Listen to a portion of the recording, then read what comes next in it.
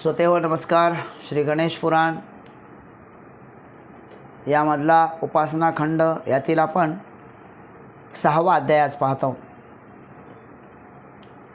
प्रारंभी आपण गणेशाचं स्मरण करूया. वक्रतुंड महाकाय सूर्यकोटी समप्रभ निर्विघ्नं कुरु मे देव सर्वकार्येषु सुसर्वदा. सूत सांगतात की सुधर्म राणीचे हे बोलणे ऐकून च्यवन फार दुःखी झाला. तिला काहीच प्रत्युत्तर न करता च्यवनाने आपला कलश भरून घेतला आणि तो घेऊन आश्रमातील आपल्या पिताजीसमोर खाली मान घालून उभा राहिला. त्याच्या खिन्नपणाचे कारण भृगु ऋषींनी त्याला विचारले. च्यवनाने सोमकांत राजाची सगळी हकीकत भृगूला सांगितली. ती ऐकून भृगूने त्याला सांगितले की अशी स्थिती आहे तर त्या सर्वांना आश्रमात घेऊन ये. पिताजींची आज्ञा होताच च्यवन पुन्हा या सरोवरावाशी आला. तोपर्यंत कंदमुळे व फळे आणावयास गेलेले प्रधानी परतले होते. भृगुपुत्राने स्वधर्मेला म्हटले, हे राजस्त्रिये, माझ्या पिताजींनी तुम्हा सर्वांना आमच्या आश्रमात घेऊन येण्याची मला आज्ञा केलेली आहे, तरी आपण आमच्या आश्रमात यावे. च्यवनाचे हे भाषण ऐकून सुधर्मा अतिशय आनंदित झाली. नवीन चैतन्याचा आपल्या देहात संचार झालेला आहे असेच तिला वाटले. आपला पती व 2 प्रधानांसह ती पतिव्रता राजस्त्री च्यवनाबरोबर भृगु ऋषींच्या आश्रमात गेली. गणपती व कार्तिक स्वामीप्रमाणे ते 2 अमात्य पुढे चालले आहेत. त्यांच्यापुढे बृहस्पतीप्रमाणे च्यवन जात आहे व शंकर पार्वतीप्रमाणे ती राजा राणी कैलास पर्वतावर जणू काही गमन करीत आहेत. अशा प्रकारे ही मंडळी भृगु ऋषींच्या आश्रमात येऊन पोहोचली. आश्रमात सर्वत्र वेदघोष कानावर येत होता. नानाविध पशु आपले जन्मतः असलेले हाडवैर विसरून प्रेमाने या आश्रमात एकत्र क्रीडा करताना दिसत होते. तेथे वायू सुशीतल होता. सूर्याचा ताप जराही होत नव्हता. त्या आश्रमात भृगु ऋषी व्याघ्रचर्मावर विराजमान झाले होते. त्यांना पाहताच त्या सर्वांनी अत्यंत विनम्रतेने त्यांना नमस्कार केला. नंतर सोमकांताने हात जोडून नम्रपणाने भृगु ऋषींना म्हटले की महर्षी, आपल्या दर्शनाने माझा जन्म धन्य झाला. पूर्वजन्मीचे भाग्य आज माझ्या उदयास आले, म्हणूनच आपले हे परम पवित्र चरण मला दिसले. खरोखर माझ्या पिताजींची पुण्यही थोर आहे हे निस्संशय आहे.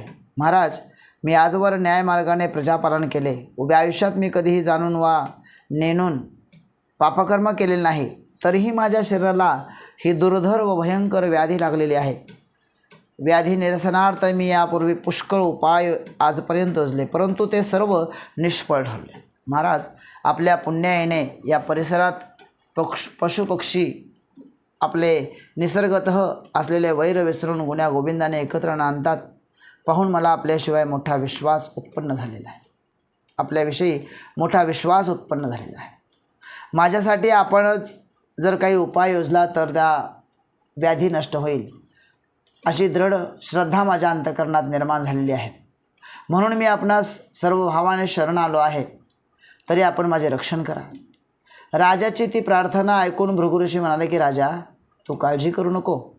आजपर्यंत माझ्या या आश्रमात आलेल्यांची दुःखातून व संकटातून मुक्तता झाली नाही असे कधीही घडले नाही.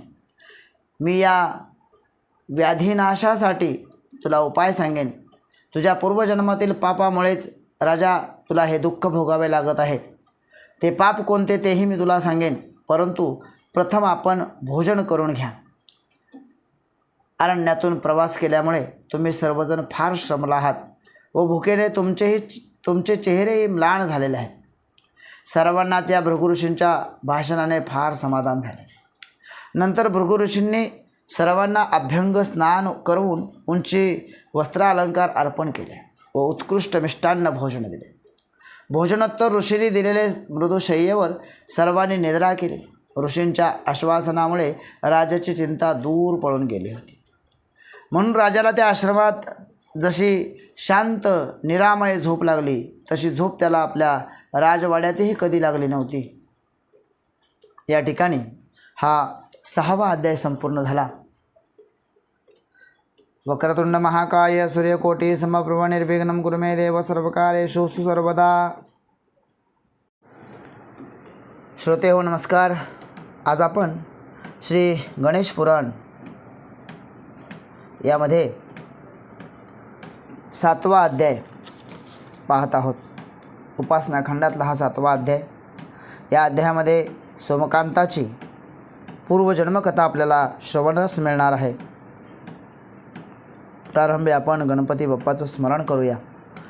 वक्रतुंड महाकाय सूर्यकोटी समप्रभ निर्विघ्नं कुरु मे देव सर्वकार्येषु सुसर्वदा.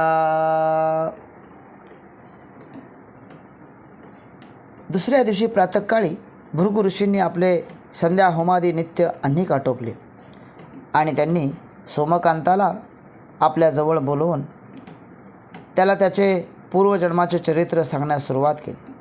ते म्हणाले, फार पूर्वी विंध्य पर्वताजवळ असणाऱ्या कोल्हार नावाच्या सुंदर नगरीत चिद्रूप नामक एक अत्यंत श्रीमान वैश्य राहत होता. त्याला सुभगा नावाची गुणस्वरूपशील संपन्न अशी पतिव्रता पत्नी होती. त्यांना वृद्धापकाळी कामंदा नावाचा स्वरूपसुंदर मुलगा झाला. प्रेमातिरेकामुळे त्यांनी त्या मुलाचे फार लाड केले. पुढे तो मुलगा तारुण्यात आल्यावर त्यांनी एका सुंदर तरुणशी त्याचा विवाह केला. आपल्या सुनेचे कुटुंबिनी असे नाव ठेवले. ती थोर पतिव्रता होती. ती सदैव पतिवचनपरायण होती. देवता आणि अतिथी यांचेही ती नेहमी पूजन करीत असे. त्या कुटुंबिनीला तिचे नाव सार्थ करण्यासाठी जणू 7 पुत्र व 5 कन्या झाल्या. काही कालानंतर चिद्रूप वैश्य मरण पावला आणि त्याची पत्नी सुभगा ही सती गेली. आईवडिलांच्या पश्चात त्यांची संपत्ती कामंदाच्या हाती गेली. परंतु तो अविवेकाने द्रव्याचा मनसोक्त उपभोग घेऊ लागला. त्यावेळी कुटुंबिनीने त्याला परोपरीने पुष्कळ उपदेश केला, परंतु तो निरर्थक ठरला. थोड्या दिवसातच कामंदाजवळचे सर्व द्रव्य संपल्यामुळे त्याच्यावर स्वतःचे राहते घर विकण्याची पाळी आली. त्यामुळे कामंदाने आपल्या भार्येला आपल्या मुलासह माहेरी पाठवून घर विकून टाकले. अशा तऱ्हेने घराचा सौदा झाल्यावर त्या कामंदाने अनेक प्रकारची कपट कारस्थाने करून नगरातील लोकांना लुटण्यास आरंभ केला. चौर्यकर्म, जारकर्म, धूत कर्म प्रवीण आणि सज्जनांना पीडा देणारा असा तो कामंद लोकांस त्रस्त करू लागला. वडिलांच्या वेळेचे कर्ज वसूल करण्यासाठी खोटे कागदपत्र करणे, खोटे बोलणे, गोरगरीब बाया बापड्यांसह लुबाडणे, कर्ज काढून ते बुडवणे इत्यादी गोष्टी तो लीलया करीत असे. त्याच्या त्रासाने पिडलेल्या लोकांनी राजाकडे फिर्याद केल्यामुळे राजाने त्याला नगराबाहेर घालून दिले. त्यानंतर कामंदाने अरण्यात मुक्काम करून वाटमारी सुरू केली. गरीब वाटसरूंचे प्राण घ्यावे, आपल्यापेक्षा बलाढ्य पुरुष समोर आला तर पळून जावे, असे त्याने उपक्रम चालू केला. नानाविध पशुपक्ष्यांची मजेने हत्या करून तो आपली उपजीविका करू लागला. अशा पद्धतीने काही काळ व्यतीत करून या कामंदाने पुष्कळ संपत्ती जमा केली. अनेक चोरांना त्याने आपल्या नोकरीत ठेवले. त्याच अरण्यात त्याने प्रशस्त घर बांधले व तेथेच आपल्या पत्नी व मुलाबाळासह तो एखाद्या राजाप्रमाणे सुखोपभोग घेऊ लागला. अन्यायाने परद्रव्याचे अपहरण करून कामंद आनंदात दिवस घालवित असता अकस्मात एका विद्वान ब्राह्मणाची व त्याची भेट झाली. त्या दुर्बल ब्राह्मणाच्या मनगटाला धरून कामंदाने त्यास उभे केले. गुणवर्धन असे त्या ब्राह्मणाचे नाव होते. हा आपला प्राण घेणार अशी त्या गरीब ब्राह्मणाची खात्री असल्यामुळे त्याची पाचावर धारण बसली. तो भीतीने थरथरू लागला. सद्गतीत स्वराने तो ब्राह्मण कामंदाला म्हणाले की, बाबारे, तू स्वतः अत्यंत धनवान असून माझ्यासारख्या गरीबाचा प्राण का घेतोस? मी स्वतः तुझा कोणताही अपराध केला नाही. मी गरीब आहे. माझ्या घरी माझी तरुण पत्नी आहे. माझी प्रथम भार्या निधन पावल्यामुळे स्वधर्माचरण घडावे म्हणून मी दुसरा विवाह केला. माझ्या मृत्यूमुळे माझ्या पत्नीस किती बरे दुःख होईल. आम्हास परस्परा वाचून जिने व्यर्थ होईल. म्हणून आता तूच माझा आईबाप आहेस. तू मला स्वतःचा मुलगा समजून जीवनदान दे. प्राणरक्षण करणाऱ्याला शास्त्रकार पिता असे संबोधतात. ब्राह्मणाचे रक्षण करणे हा सर्वांचा मोठा धर्म आहे. मी ब्राह्मण असून तुला नरकात खितपत पडावे लागेल. या गोष्टीची तू वेळीच दखल घे. अन्यायाने द्रव्य संपादून तू कुटुंबाचे पालनपोषण करीत आहेस, परंतु या घोर पापांचे प्रायश्चित्त मात्र तुलाच भोगावे लागेल, हे लक्षात ठेव. या ठिकाणी हा 7वा अध्याय संपूर्ण झाला.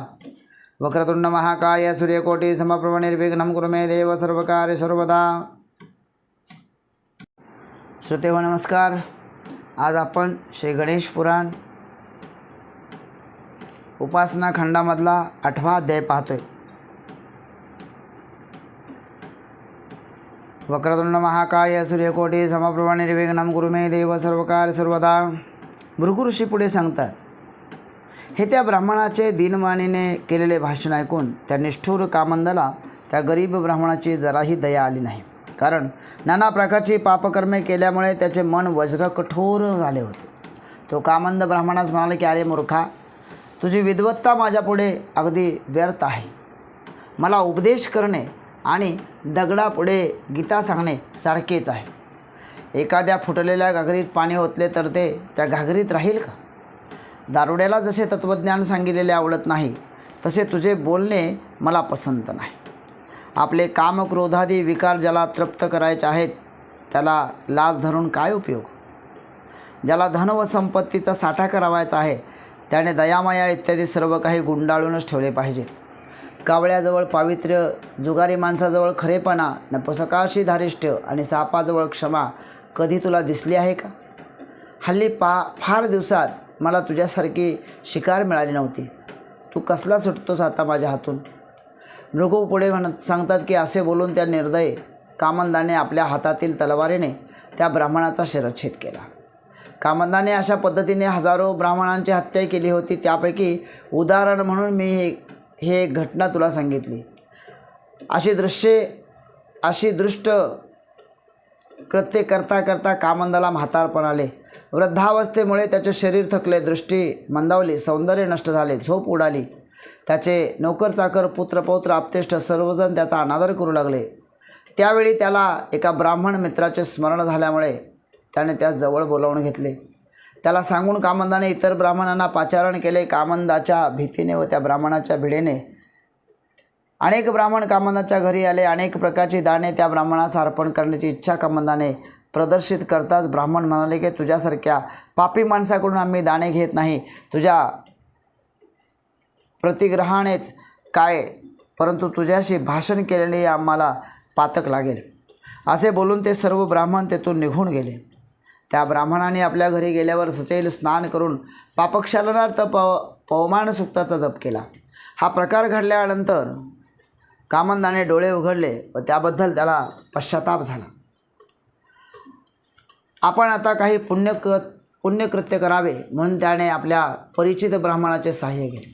कामंद राहत होता त्या अरण्यात एक श्री गणेशाचे जीर्ण देवालय होते. त्या मंदिराचा जीर्णोद्धार करावा असे कामंदाच्या मनात आले. त्याच्याबरोबर कामंदाने जवळचे सर्व धन खर्च करून त्या मंदिराचा जीर्णोद्धार करण्यास सुरुवात केली. भव्य, लांब, रुंद आणि 4 महाद्वारांनी युक्त असे प्रशस्त देवालय पूर्वीच्या लहानशा मंदिराजागी त्याने उभारले. त्या मंदिराभोवती फळाफुलांच्या मोठमोठ्या सुंदर बागा त्याने लावल्या. देवालयाच्या 4ही कोपऱ्यावर 4 विहिरी बांधल्या. कामंदाचे बहुतेक धन या देवालयाच्या कामीच खर्च झाले.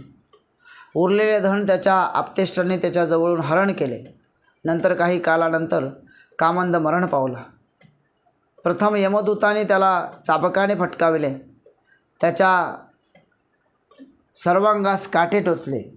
त्याला दगडांनी ठेचून काढले आणि भयानक नरकात त्याला घोळवून शेवटी कामंदाला चित्रगुप्त आणि यम यापाशी नेले. तू आधी पुण्य भोगतोस की पाप भोगतोस, असा यमाने त्याला प्रश्न विचारल्यावरून त्या कामंदाने प्रथम पुण्य भोगतो असे त्याला सांगितले. म्हणून यमाने त्याला सौराष्ट्र देशातील राजाच्या पोटी जन्माला घातले. हे राजा, हा पूर्वजन्मीचा महावापे जो कामंद तोच तू आहेस. भृगूंनी सांगितलेले हे आपले पूर्ववृत्त ऐकून सोमकांताच्या मनात संशय निर्माण झाला आणि तो काहीच न बोलता मुकाट बसून राहिला. तेवढ्यात चमत्कार असा झाला की त्या सोमकांताच्या सर्वांगातून नाना प्रकारचे हजारो पक्षी बाहेर पडून त्यालाच टोचू लागले. वेदवेत्या त्रिकालज्ञ ऋषींच्या भाषणाविषयी संशय निर्माण झाल्यामुळे हा प्रकार घडला.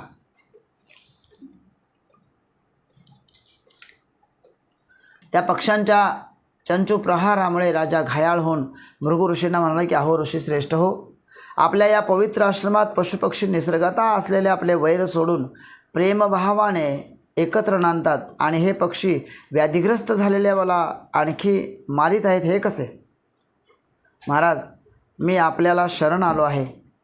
मी अत्यंत दीन आहे. मी कुष्ठी झाल्यामुळे दयेला पात्र आहे व आपले ब्रीद सर्व प्राण्यांचे रक्षण करणे हेच आहे. म्हणून आपण माझे प्राणरक्षण करा. हे राजाचे अर्थ भाषण ऐकून भृगू म्हणाले की राजा, माझ्या बोलण्याविषयी तू मनात संशय घेतलास म्हणून त्याचे हे फळ तुला ताबडतोब मिळाले. तरी भिण्याचे कारण नाही. माझ्यावर विश्वास ठेव, म्हणजे केवळ माझ्या हुंकाराने हे सर्व पक्षी नाहीसे होतील. असे म्हणून भृगु ऋषींनी एकदा हुंकार करता ते सर्व पक्षी नाहीसे झाले. या ठिकाणी हा 8वा अध्याय संपूर्ण झाला. वक्रतुंड महाकाय सूर्यकोटी समप्रभ निर्विघ्नं कुरु मे देव सर्वकार्येषु सुसर्वदा. श्रोते हो, नमस्कार. आज आपण श्री गणेश पुराणामध्ये उपासनाखंड यातला 9वा अध्याय पाहत आहोत. यामध्ये आपल्याला गणेश पुराण महात्म्य पाहावयास मिळणार आहे, श्रवण करावयास मिळणार आहे. प्रारंभी आपण गणेशाचं स्मरण करूया. वक्रतुंड महाकाय सूर्यकोटी समप्रभ निर्विघ्नं कुरु मे देव सर्वकार्य सर्वदा. सूत सांगतात की भृगु ऋषींनी नंतर क्षणभर ध्यान करून सोमकांताच्या पूर्वकर्माचे अंतर्दृष्टीने अवलोकन केले आणि पुढे बोलण्यास सुरुवात केली. ते म्हणाले की राजा, तुझे पूर्वजन्मेचे पाप इतके पर्वतप्राय व भयंकर आहे की ते नष्ट करण्यासाठी कोणताही उपाय तुच्छ ठरेल. तरीही तू जर श्री गणेश पुराणाचे श्रवण करशील तर मात्र पापक्षालन होईल. असे म्हणून श्री गणेशाच्या 800 नामांनी अभिमंत्रित केलेले उदक त्यांनी सोमकांताच्या सर्वांगावर शिंपडले. ते पाणी अंगावर पडताच राजाच्या नाकातून एक अतिसूक्ष्म पुरुष बाहेर पडला आणि तो पाहता पाहता वाढतच चालला. तो थोड्याच काळात इतका वाढला की त्याची उंची 7 ताडाहून अधिक झाली. त्या पुरुषाचे डोळे लालभडक होते. त्याच्या विस्तृत मुखातून त्याची जीभ बाहेर लोंबत होती. काळोखालाही लाज वाटेल असा त्याचा वर्ण होता. त्याच्या मुखातून कधी अग्नीच्या ज्वाळा बाहेर येत होत्या तर कधी रक्त, पू वगैरे घाणेरडे पदार्थ बाहेर येत होते. तो भयंकर दात कडाकडा चावीत होता. अशा प्रकारचा तो रौद्र भीषण भयंकर पुरुष पाहून आश्रमातील सर्वजण त्याला घाबरून गेले. तू कोण आहेस असा प्रश्न भृगु ऋषीने त्याला विचारताच तो म्हणाला की प्रत्येक प्राण्याच्या शरीरात वास्तव्य करणारा पाप पुरुष म्हणतात तो मी आहे. आपल्या मंत्रप्रभावाने मी या राजाच्या शरीरातून बाहेर आलो. यावेळी मी अतिशय क्षुधित झालो आहे. तरी मी काय खाऊ ते आपण सांगा. जर आपण मला आता काहीच खावयास दिले नाही तर मी आश्रमातील माणसे व हा सोमकांत आपल्या समक्ष खाऊन टाकेन. त्याचप्रमाणे या राजाच्या शरीरातून आपण मला बाहेर काढलेत म्हणून मला राहण्यासाठी दुसरे ठिकाणी दाखवावे. हे त्या पुरुषाचे बोलणे ऐकून भृगु ऋषी म्हणाले की हे जे सरळ आणि उंच वाढलेले आंब्याचे समोर झाड दिसते आहे त्याच्या ढोलीत तू जाऊन बैस आणि या झाडाची वाळलेली पाने खाऊन राहा. सूत पुढे सांगतात की भृगु ऋषींच्या आज्ञेप्रमाणे त्या पाप पुरुषाने त्या झाडाला स्पर्श करता एका क्षणात त्या झाडाचे भस्म होऊन गेले. परंतु त्या ऋषीच्या भीतीने तो पुरुष त्या भस्माच्या ढिगात लपून बसला.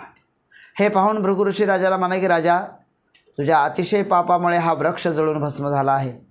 आता तू श्री गणेश पुराण श्रवण केलेस म्हणजे त्या पुण्याईने हा आम्रवृक्ष पुन्हा संजीव होईल व तू पापमुक्त होशील. त्यावेळी राजा म्हणाला की अहो ऋषीवर्य, श्री गणेश पुराण मी कोठे पाहिले नाही व कधी ऐकले नाही. ते सांगणारा महात्मा मला कुठे भेटेल? भृगु ऋषी म्हणाले की पूर्वी ब्रह्मदेवांनी हे पुराण व्यासांना सांगितले व मी स्वतः ते व्यासांकडून ऐकले आहे. तुझी इच्छा असली तर मी ते तुला सांगेन. या सरोवरावर जाऊन प्रथम तू स्नान कर, शुद्ध मनाने माझ्याजवळ ये. त्यानंतर राजाने सरोवरावर स्नान केले व मोठ्या आनंदाने मी आजपासून श्री गणेश पुराण श्रवण करीन असा संकल्प केला. त्या संकल्पानेच त्या राजाचा रोग तत्काळ बरा झाला. भृगु ऋषींच्या कृपेने त्याच्या शरीराची सर्व क्षते पूर्णतः बरी झाली व त्याच्या सर्वांगातील क्रमी नष्ट झाले. त्यामुळे राजा फार आनंदित झाला. त्यानंतर भृगु ऋषींनी राजाला आश्रमात आणून त्याला बसण्यासाठी आसन दिले. त्या आसनावर विराजमान झाल्यावर दिव्य शरीर लाभलेला तो सोमकांत राजा ऋषींना म्हणाले की महाराज, केवळ संकल्पानेच माझी दुर्धर व्याधी नष्ट झाली. ते हे पुराण महान आश्चर्यकारक होय.